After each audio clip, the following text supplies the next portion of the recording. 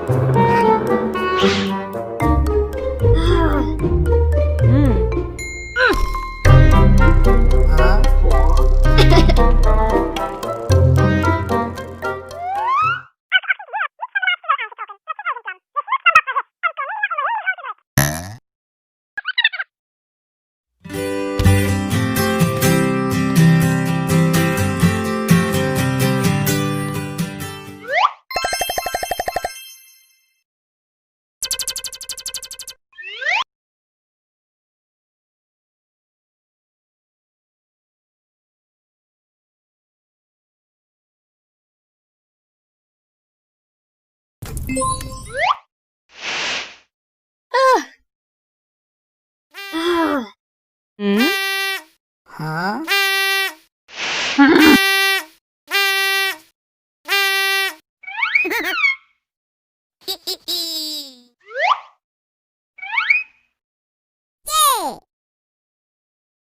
Huh?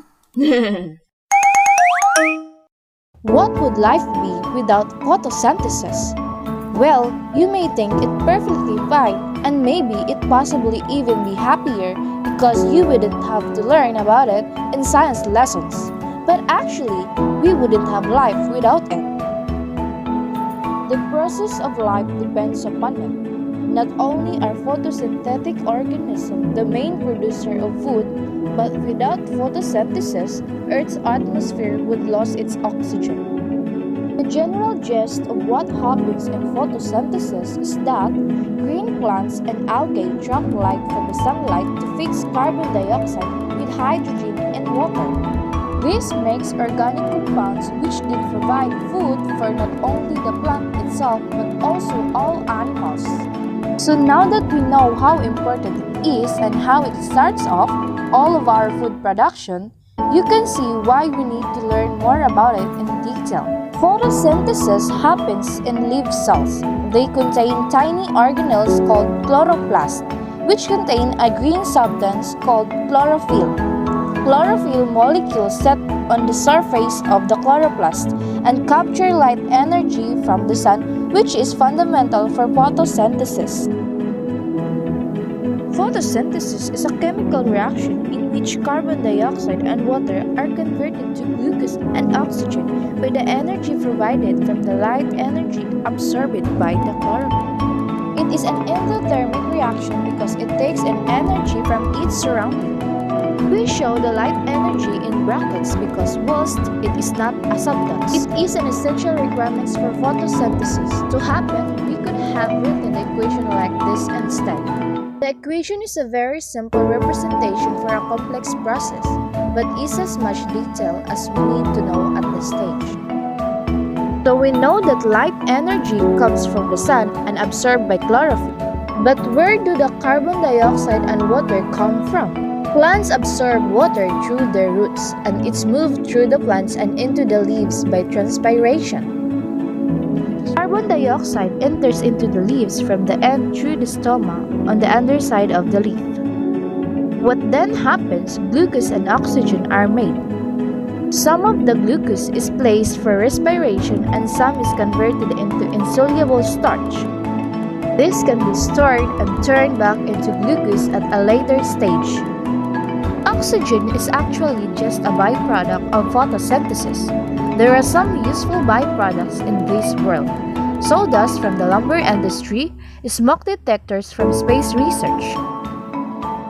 But I think we can all agree that producing oxygen is the most valuable of all byproducts. Green plants are called produces or autotrophs because they have the ability to produce their own food. They are the start of the food chain, and every animal relies upon them, either directly if they are herbivore like a rabbit or indirectly if they are a carnivore like a fox. So you just need to remember that carbon dioxide and water reacted in glucose and oxygen in the presence of light energy from the sun. This happened inside the chloroplast and the leaf with chlorophyll being the green pigment that absorbs the light energy. The glucose made by photosynthesis feeds all animals on Earth, and the oxygen made keep us alive. Photosynthesis is the process by which plants capture the energy of the sun to make carbohydrates. But there are minor variations in how plants do this, depending on the environment in which the plant lives. Now we'll look at the differences between the three types of photosynthesis: C3, C4, and CHEM. Most plants, around 85%, carry out C3 photosynthesis.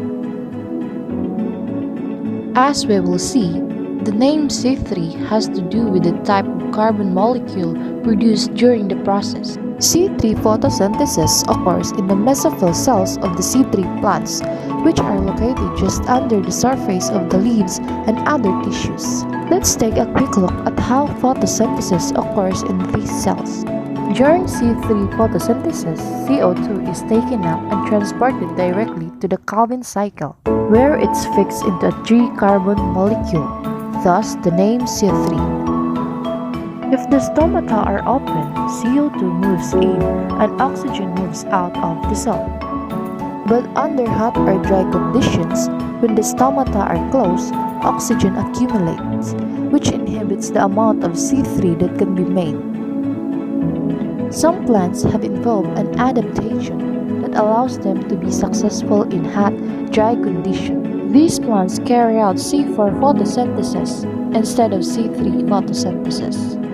During C4 photosynthesis, CO2 moves into mesophyll cell and is immediately fixed into a 4-carbon molecule, thus the name C4 photosynthesis. But the anatomy of a C4 plant is different from that of a C3 plant. A somewhat simplified version of this process is shown here. In a C4 leaf, chloroplasts are located in mesophyll cells, but they are also located in the bundle shelf cells, which surrounded the leaf vein. CO2 moves from the mesophyll cells into the bundle sheath cells when the Calvin cycle occurs. This shields a plant from the oxygen buildup that would otherwise occur when the stomata are closed during dry conditions. A second way of addressing the problem of oxygen is to change the timing of photosynthesis. This is called CHEM photosynthesis, and in many ways, it is similar to C4 photosynthesis, except the timing of the process changes. During CHEM photosynthesis, CO2 is taken up during the night when the stomata are opened and is fixed into a 4-carbon molecule.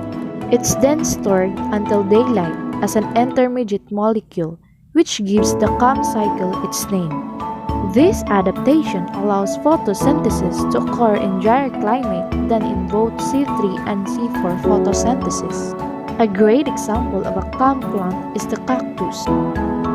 Let's do a quick review. During C3 photosynthesis, CO2 is taken up and transported directly to the Calvin cycle. The C4 pathway alters the location of photosynthesis, and the CHEM pathway changes the timing. Both of these adaptations allow some plants to survive in environments that are less than ideal for the typical C3 plant.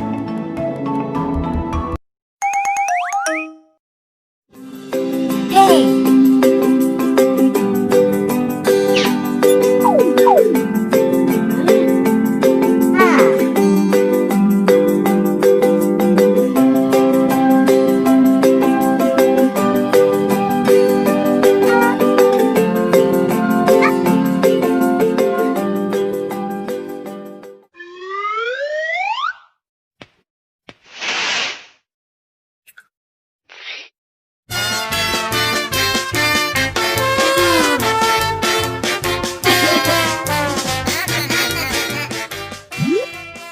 That's end of our video. Thank you for watching. Don't forget to like, subscribe, and share this video so that we can learn together. Bye!